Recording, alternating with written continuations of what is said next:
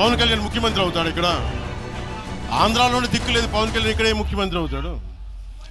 జనసైనికులు పవన్ కళ్యాణ్ని సీఎంగా చూడాలనుకుంటున్నారు. వాళ్ళ సీఎం మెటీరియల్ అంతగా నమ్మడానికి కారణం ఏంటి సార్? పవన్ కళ్యాణ్ గారి మీద పవన్ కళ్యాణ్ చెప్పిన ఈ చిన్న మాట ఈ రెండు రాష్ట్రాల్లో పెను సంచలనం సృష్టించింది. సరిగ్గా ఇదే ప్రశ్నను ఆ పార్టీలో నెంబర్ 2గా ఉన్న నాదెండ్ల మనోహర్ గారిని ప్రశ్నించాను. అప్పుడు ఆయన చెప్పిన సమాధానాలు ఇప్పుడు నా హార్డ్ డిస్క్లో అది భద్రంగా ఉంది, రీప్లే చేస్తాను. కానీ ఇప్పుడున్న పరిస్థితులకు అది పూర్తిగా అర్థం చేసుకోవడానికి ఆ ఇంటర్వ్యూ పనికొస్తుంది. Please watch it. జన సైనికులు పవన్ కళ్యాణ్ని సీఎంగా చూడాలనుకుంటున్నారు. వాళ్ళ సీఎం మెటీరియల్ కానీ మీకు నాయకులు ఏంటి సార్? ఆయన్ని ఎమ్మెల్యేగా కుదించేసి 21 స్థానాలకి పరిమితం చేసేసారు. స్థానాలు ఎన్నైనా సరే అది చేసిన ప్రక్రియ, దాని వెనుక ఉన్న ఆలోచన అదొక త్యాగంగా భావించకుండా బాధ్యతగా భావించి రాష్ట్రాన్ని కాపాడుకోవాలి. మనం వైఎస్ఆర్సీపీ విముక్త ఆంధ్రప్రదేశ్ కోసం ఎంతకైనా సిద్ధం అని చెప్పి నిర్ణయం తీసుకుని ముందుకు వచ్చారు ఆయన. సో అదేమి నంబర్ ఆఫ్ సీట్స్ అనేది ఇక్కడ ఇష్యూ కాదు. ఇక్కడ రాష్ట్రాన్ని నిలబెట్టాలి ఫస్ట్. అసలు ఇదంతా ఓకే సార్, కానీ జన సైనికులు పవన్ కళ్యాణ్ విపరీతంగా అభిమానించే వాళ్ళు కనీసం ఆ పవర్ షేరింగ్లో చేసుకోవచ్చు కదా, సీఎం పదవిలో కొంత షేరింగ్ చేసుకోవచ్చు కదా 1 year 2 years పాటు అని అంటారు కదా. ఎదగాలి. ఇప్పుడు ఒక ప్రక్రియలో మనం భాగస్వాములు అయ్యాం. ప్రతి సంవత్సరం ప్రతి 5 సంవత్సరాలు అని కాదు ఇక్కడ. అదేంటంటే మన వ్యవస్థని మనం నిర్మాణం చేసుకోవాలి. అందులో భాగంగా పార్టీ ఆర్గనైజేషన్ ఇంకా పటిష్టం అవ్వాలి. అన్ని నియోజకవర్గాల్లో మనకి ఒక బలమైన వ్యవస్థను మనం పార్టీ పరంగా చేసుకున్న తర్వాతే ఆ కోరికలు నెరవేర్చడానికి మనకు అవకాశం ఉంటుంది. సో పార్టీ ఆర్గనైజేషన్ అనేది చాలా లోతుగా మండల వారీగా, గ్రామాల వారీగా, ఈరోజు ఉన్న పరిస్థితిలో బూతుల వారీగా కూడా మనం బూత్ కమిటీలు వేసుకునే పరిస్థితి తెచ్చుకోవాలి. సో జనసేన పార్టీ మేము అన్ని ప్రాంతాల్లో విస్తరించాం, అందులో ఏమాత్రం డౌట్ లేదు. ఎందుకంటే స్థానిక సంస్థల ఎన్నికల్లో చాలా అద్భుతంగా మా వాళ్ళు నిలబడ్డారు, పోరాటం చేశారు. కానీ కొన్ని ప్రాంతాల్లో జాగ్రత్తగా మనం ఎలక్షన్ చేసుకోగలుగుతాం అనే నిర్ణయానికి వచ్చినప్పుడు అందులో కూడా ఈ పొత్తుల్లో భాగంగా కొన్ని సందర్భాల్లో పవన్ కళ్యాణ్ గారికి తగ్గాల్సి వచ్చింది.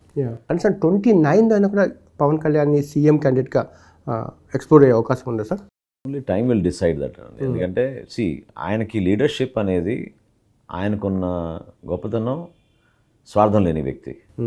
రాజకీయాల్లో సుదీర్ఘమైన ప్రయాణం చేయడానికి ఆయన సిద్ధమై వచ్చారు. ఈ 2 క్వాలిటీస్ ఉన్నప్పుడు ప్రజలు ఆయన నిలబెట్టాలి. మా జనసైనికులు ఆయన జాగ్రత్తగా ఆయన అర్థం చేసుకుని పార్టీ జెండాని ప్రజల్లోకి తీసుకెళ్లే విధంగా పనిచేసుకోవాలి. ఇది స్టీల్ ప్లాంట్ ఆగిపోయిందంటే ఇంకా పూర్తిగా స్టీల్ ప్లాంట్ ప్రైవేటీకరణ మీరు చాలా హామీ ఇస్తున్నారు కెమెరా ముందు కూడా. ఎస్ మనకి ఆ రోజు వాళ్ళు ఏం చెప్పారంటే పాలసీ పరంగా మేము ఇమీడియట్గా దాన్ని ఆపలేము, కానీ దాన్ని ప్రయారిటీలో మాత్రం పెట్టాము. రాష్ట్రం కోసం మనం కాపాడదాం. ఎందుకు ఆ రోజు అంటే ఎంతోమంది ప్రాణత్యాగాలు చేసిన ప్లాంట్ అది. అదేదో కమర్షియల్ వాల్యూ దానికి కట్టలేము మనం. నష్టాల్లో ఉన్నా ఆదుకోవాలి, లేదా ఆల్టర్నేటివ్ మీన్స్ ఏంటని వెతుక్కోవాలి. అంతేగాని ఎమోషనల్గా మనకి హర్ట్ అయ్యే విధంగా, మనకి గాయం జరిగే విధంగా మరొకసారి ఆ డిసిషన్ తీసుకోకూడదని చెప్పి వాళ్ళని రిక్వెస్ట్ చేసినప్పుడు కేంద్ర పెద్దలు కూడా సానుకూలంగా స్పందించారు. అదేవిధంగా మీరు ఇందాక అడిగారు, విభజన అంశంలో ఉన్న ప్రధానమైన అంశం పోలవరం అండి. పోలవరం నిర్మాణం జరగాలి. దుర్మార్గంగా నిధుల కోసం వీళ్ళు ఎవరికి తెలియకుండా పోయి సంతకాలు పెట్టి వచ్చారు. దాని హైట్ తగ్గించేశారు, డ్యామ్ హైట్. కానీ అది కుదరదని చెప్పారు కదా జగన్మోహన్ రెడ్డి. ఏ హైట్ మీద మేము ఉన్నామో అదే హైట్ 24 meters హైట్ ఉంది కదా, అది అక్కడ దాకా ఉంచుతాం. పచ్చబద్ధం. పోలవరం ప్రాజెక్టు పైన వీళ్ళు సరైన దృష్టి పెట్టుంటే, నిజాయితీగా పనిచేసుకుని ఉంటే కేంద్ర ప్రభుత్వం ఆ సహాయం అందించేది. అక్కడ ఉన్న పవర్ స్టేషన్కి వాటికి వాళ్ళు సహాయం అందించారు, కానీ ఈ ప్రాజెక్ట్ నిర్మాణానికి మాత్రం డెఫినెట్గా వాళ్ళు సహాయం. ఈ రోజుకి మెయిన్ కారణం అంటారు కదా దానికంటే. ఇప్పుడు R&R మారిపోయింది. వాళ్ళకు వచ్చిన సమాచారంలో చాలా అవినీతి జరిగింది. ఆ లెక్కలు కరెక్ట్ కాదు, బెనిఫిషరీస్ కరెక్ట్ కాదు. రాజకీయ నాయకులుగా అని అనుకుంటే సరిపోదు, అందరు దిగారు దాంట్లోకి. రాబందులు దిగిపోయినాయి ఇమీడియట్గా. అది తప్పు కదా. ప్రాజెక్ట్ పూర్తి చేయాలన్నప్పుడు డెఫినెట్గా మనకి కేంద్ర ప్రభుత్వ సహాయం పోలవరం విషయంలో చాలా అవసరం. జనసేన పార్టీ అది పూర్తి స్థాయిలో నమ్ముతోంది. అందుకనే మేము పొత్తులో భాగంగా కూడా పోలవరం అసెంబ్లీ కాన్స్టిట్యున్సీ తీసుకున్నాం. ఎందుకంటే జాతికి అంకితం అవ్వాల్సిన ప్రాజెక్ట్ అది. మేము భారతీయ జనతా పార్టీతో నాయకులతోటి మాట్లాడి మంచి సత్సంబంధాలు మెయింటైన్ చేసుకుని ఆ ప్రాజెక్టు ఇమీడియట్గా పూర్తి అయ్యేటట్టు మా వంతు మేము కృషి చేస్తాం ఆంధ్రప్రదేశ్ కోసం అని ఒక దృఢ సంకల్పంతో పవన్ కళ్యాణ్ గారు ఆ రోజు నిర్ణయం తీసుకుని పోలవరం అసెంబ్లీ కాన్స్టిట్యూన్సీ తీసుకోవడం జరిగింది. అది ఆంధ్రప్రదేశ్ జీవనాడి అన్నారు, ఒక 2-3 yearsలో అది షేప్లో తీసుకోవచ్చు అని టైం ఎంత నేను చెప్పలేనండి, ఎందుకంటే కానీ ఎంత పర్సెంటేజ్ అయింది కూడా అది చెప్పలేకపోతున్నారు కదా. చంద్రబాబు నాయుడు గారి హయాంలో ఎంత పర్సెంటేజ్ అయింది అనేది కొంతసారి 27% అయిందని అనుకుంటున్నారు, కొంతమంది 17% అనుకుంటున్నారు. అసలు రకరకాల చంద్రబాబు నాయుడు గారి టైంలోనా, చంద్రబాబు నాయుడు గారి టైంలో 70% పూర్తయిందని కదా లెక్కలు. దాని విషయంలో చాలా కన్ఫ్యూజన్గా ఉంది అనేది. అదే సుదీర్ఘమైన ప్రాజెక్ట్స్ ఎవరు వచ్చినా ప్రభుత్వంలో వాటిని కొనసాగించే విధంగా, ఎందుకంటే గవర్నమెంట్ ఇస్ కంటిన్యూస్ ప్రాసెస్. ఆ ప్రాజెక్ట్ పూర్తి అవ్వాలి కదా, ఎవరికి పేరు వస్తుంది దాంట్లో చెప్పండి. మన ప్రజల కోసమే కదా అంకితం చేయాల్సింది. అది 5 yearsలో అయిపోతుంది అనుకుంటే ప్రాజెక్ట్ పొరపాటు. 15 years పడుతుంది. 15 years ప్రాజెక్ట్ మనం నిర్మాణం చేయాలంటే అందరం కలిసి దానికి రాజకీయాలకు అతీతంగా మనం నిర్మాణం జరగాలి. సార్ ఇంటర్వ్యూ చాలా బాగా అయింది. ఒక 2 ప్రశ్నలు నాకు అడగకుండా నేను ఉండలేను, మీరు ఎక్కడ ఆపకుండా సమాధానం చెప్పండి. ఇప్పుడు అంతగా నమ్మడానికి కారణం ఏంటి సార్ పవన్ కళ్యాణ్ గారు మీ మీద? అట్లానే ఎందుకు అనుకుంటారు మీరు? ఇప్పుడు పార్టీ నిర్మాణం జరుగుతున్నప్పుడు అనేక లెవెల్స్లో ఉంటారు మనకి నాయకత్వం. జిల్లా స్థాయిలో ఉంటారు, మండల స్థాయిలో ఉంటారు. చాలామంది పీఆర్పీ అప్పుడు అనుభవం కలిగిన వ్యక్తులు, ఆ రోజు పనిచేసిన వ్యక్తులు కూడా పార్టీ నిర్మాణంలో ఉంటారు. సో ఒకరిపైన జరుగుతుందనే కార్యక్రమం ఏం కాదు ఇది. బయటకు అట్లా ఇమేజ్ వెళ్తుంది, కానీ నిర్ణయాలు తీసుకునేటప్పుడు అందరినీ సంప్రదిస్తారు పవన్ కళ్యాణ్ గారు. మా ఇంటర్నల్ మీటింగ్స్లో అందరితో కూడా ఒపీనియన్స్ తీసుకునే ఒక నిర్ణయం ప్రకటిస్తారు. అది మన అమరావతి విషయంలో కానివ్వండి, తెలుగు భాష విషయంలో కానివ్వండి, విశాఖపట్నం స్టీల్ ప్లాంట్ విషయంలో కానివ్వండి, ఉత్తరాంధ్రానికి సంబంధించిన వలసల విషయంలో కానివ్వండి, భవన నిర్మాణ కార్మికుల సమస్యల గురించి కానివ్వండి, ఎప్పుడు కూడా ఇంటర్నల్ డిస్కషన్ జరిగినాకనే అనేక ఒపీనియన్స్ తీసుకున్నాక నిర్ణయాలు తీసుకుని ముందుకు వెళ్తూ ఉంటారు. సార్ పవన్ కళ్యాణ్ గారితో ఫస్ట్ కనెక్షన్ ఎప్పుడు ఏర్పడింది? బాండింగ్ అది ఎప్పుడు మారింది సార్? అంటే దాదాపు 2019 అని అనుకుంటారు అందరు, కానీ యాక్చువల్గా 2016-17 నుంచి నేను పవన్ కళ్యాణ్ గారితో ఇంటరాక్ట్ అవుతాను. 17 నుంచి. అప్పుడు రాష్ట్రంలో ఉన్న స్టేట్ నష్టపోయిన పరిస్థితులు, రీఆర్గనైజేషన్ యాక్ట్ తర్వాత, ఆ రోజుల్లో నేను కాంగ్రెస్ పార్టీలో ఉన్నా కూడా నాకు చాలా బాధ కలిగేది. ఎందుకంటే ఢిల్లీకి వెళ్ళినప్పుడు నాయకులతో మాట్లాడినప్పుడు కానివ్వండి, ఈ సమస్య పైన నిజాయితీగా ఎవరు మాట్లాడడం లేదు, మనల్ని ఎవరు రిప్రజెంట్ చేయడం లేదు. ఎందుకంటే యాక్చువల్గా 2014 రీఆర్గనైజేషన్ యాక్ట్ కరెక్ట్గా ఇంప్లిమెంట్ అయితే చాలా బెనిఫిట్స్ మన ఆంధ్రప్రదేశ్కి వచ్చేవి. వీళ్ళు సీరియస్గా ఇష్యూస్ టేకప్ చేయలేదు. ఏ జిల్లాకా జిల్లా మనం కొన్ని అద్భుతమైన ప్రాజెక్ట్స్ చేసుకోగలిగే వాళ్ళం. ఎవరు పొలిటికల్గా ఎవరు నిలబడలేదు, ఎంపీస్ ఎవరు నిలబడలేదు, ఎమ్మెల్యేలు వాళ్ళు ఉన్నారు. సో పార్లమెంట్ స్థాయిలో దీని గురించి రెగ్యులర్గా మాట్లాడి హైలైట్ చేస్తుంటే మన రీఆర్గనైజేషన్ యాక్ట్ ప్రకారంగా 2014 రీఆర్గనైజేషన్ యాక్ట్ ప్రకారంగా మనకి ఆంధ్రప్రదేశ్కి డెఫినెట్గా మనం ఇతర అగ్రస్థానంలో ఉన్న రాష్ట్రాలతో మనం పోటీ పడే పరిస్థితి చాలా ఈజీగా ఉండేది.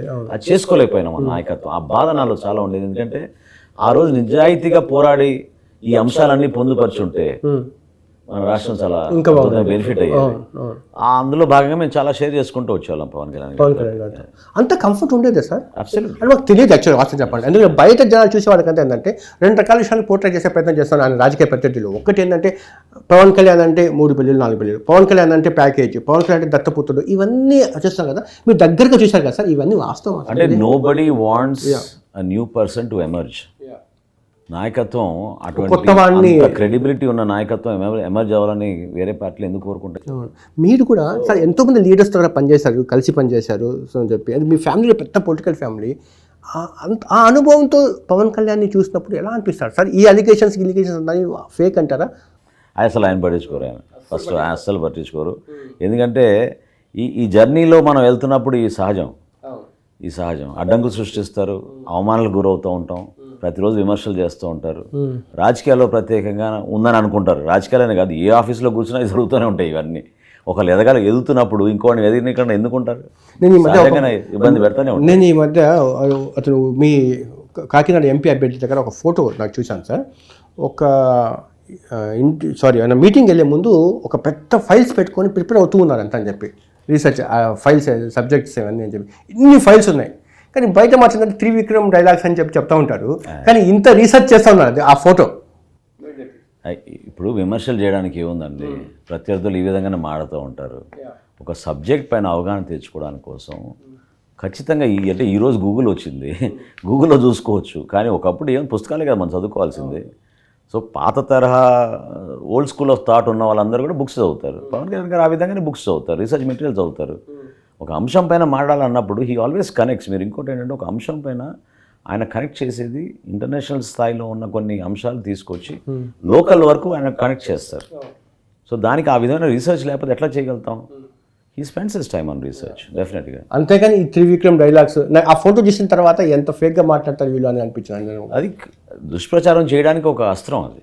అంతేగాని వీళ్ళు కావాలని ఏదో విధంగా ఒక వ్యక్తిని అవమానపరిస్తే, గాయపరిస్తే ఈ రాజకీయ వ్యవస్థలు దూరం అవుతారేమో అని ఒక ప్రయత్నం, అంతే తప్ప ఇంకేం లేదు. ఏదైనా పబ్లిక్ సంబంధించిన ఇష్యూ వచ్చినప్పుడు మీరు ఇద్దరు బాగా అది మేధోమథనం చేస్తూ ఉంటారు సార్, దీనికి ఎలా చేస్తే బాగుంటుంది, ఎలా చేస్తే బాగుంటుంది అని చెప్పి. అలా ఆ కంఫర్ట్ ఉంటుంది సార్ మీకు? ఏ రాజకీయ పార్టీ నాయకుడు అని చేయాల్సింది చేస్తాం, అది డెఫినెట్గా చేస్తాం. కానీ ఈయన దగ్గర ఆ కంఫర్ట్ మీరు తీసుకోగలుగుతారా? డెఫినెట్గా any issue we discuss very much in depth. అది అవసరం. ఆయన కూడా కిందకి దిగే కింది స్థాయిలో కన్సల్టేషన్ చేస్తారు. ఒక్క నాదెల మనోరే కాదు, ఆయన కూడా చాలా సోర్సెస్ ఉన్నారు. అనేక మందితో మాట్లాడతారు, ఒపీనియన్స్ తీసుకుంటారు. ఆయన తీసుకోకుండా ఎట్లా నిర్ణయం తీసుకోగలుగుతాం? 10 మందితో మాట్లాడతారు. నేను జర్నలిస్టులు కూడా ఉన్నారు, మీడియాలో మిత్రులు చాలామంది ఉంటారు.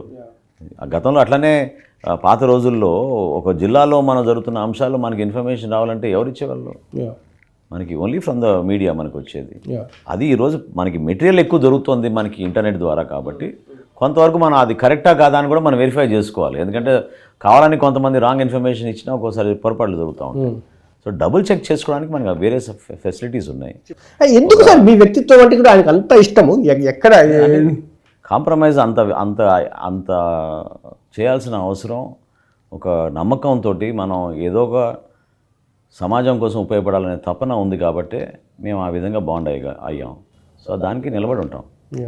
సార్ ఒక గంజాయిని ఎరాడికేట్ చేయడానికి ఎన్ని సంవత్సరాల అసలు గంజాయి ఇష్యూ ఇంటింటి ఇష్యూగా మారిపోయిందంటే కారణం ఏమంటారు? ఎక్కడ వైఫల్యం చెందిందంటే?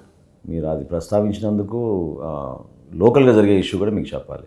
నేను ప్రతిరోజు కనీసం 200-300 మంది కలుస్తూ ఉంటాను. ఎక్కువ శాతం మహిళలు, పాపం తల్లులు ఆవేదనతోటి రిక్వెస్ట్ చేసేది, దయచేసి తెనాలి లాంటి పట్టణంలో గంజాయి దొరకకుండా చూడండి, మా సొంత బిడ్డలే మా పైన తిరగబడుతున్నారు. అవునండి, వద్దంటే కొట్టడానికి సిద్ధంగా ఉన్నారు. 8th క్లాస్ చదివే విద్యార్థులు కూడా ఈ రోజున ముందు సిగరెట్కి అలవాటు అయిపోయారు, సిగరెట్ నుంచి గంజాయికి లాగేశారు. ఇది ఒక నెక్సస్, అసలు ఏ మాత్రం దీంట్లో డౌట్ లేదు. ఎంత దౌర్భాగ్యం సార్! ఒక తల్లి కొడుకును కొడుతున్నాడు, గంజాయి తాగేసి వచ్చి అని చెప్పి మీరు కాపాడని చెప్పి జనాలకి, రాజకీయ నాయకులు వేడుకుంటూ ఉందంటే, అంటే మనోహర్ గారు ఇప్పుడు తెనాలిలో ఎరాడికేట్ కావాలంటే పూర్తి స్థాయిలో దీని మూలాలు ఎక్కడున్నాయంటే విశాఖ మన్యంలో ఉంటాయి. ఎక్కడ కూడా ఆగాల్సిన అవసరం ఉంది. దీన్ని టీం వర్క్ ఎలా ఎక్కడికక్కడ నిర్మూలన చేయాలండి. ఎక్కడికక్కడ నిర్మూలన చేయాలి. ఏ నియోజకవర్గాన్ని కట్టడి చేయాలి. మీరు ఈ ప్రాంతంలో మీకు తెలీదా? లోకల్గా ఉన్న వ్యవస్థతోటి, ఇంటెలిజెన్స్ వ్యవస్థతోటి, పోలీస్ డిపార్ట్మెంట్లో ఉన్న వ్యవస్థతోటి ఎవరు విక్రయిస్తున్నారో తెనాలో తెలీదా? చెప్పండి. 5 నిమిషాలు ఇది. టాప్ 10 ఎవరు తీసుకొచ్చి బిజినెస్ చేస్తున్నారు అని తెలుసుకోవడం ఎంత టైం పడుతుంది చెప్పండి? 10 నిమిషాలు పడుతుంది పోలీస్ డిపార్ట్మెంట్. మీరే చెప్తున్నారు ఇది వ్యవస్థలు వేలునుకునిపోయి కింది స్థాయిలో ఉండే పోలీస్ అధికారులు అందరూ మిళితమై పనిచేస్తారని చెప్పి. ఎలా కష్టం? విల్ పవర్ ఉండాలి, నాయకత్వం చూపించాలి. స్వార్థం లేకుండా పనిచేసినప్పుడు, వ్యవస్థని బలంగా నిలబెట్టినప్పుడు ఖచ్చితంగా జరుగుతుంది. ధన్యవాదాలు సార్ మనోహర్ గారు. Thank you very much. Thank you.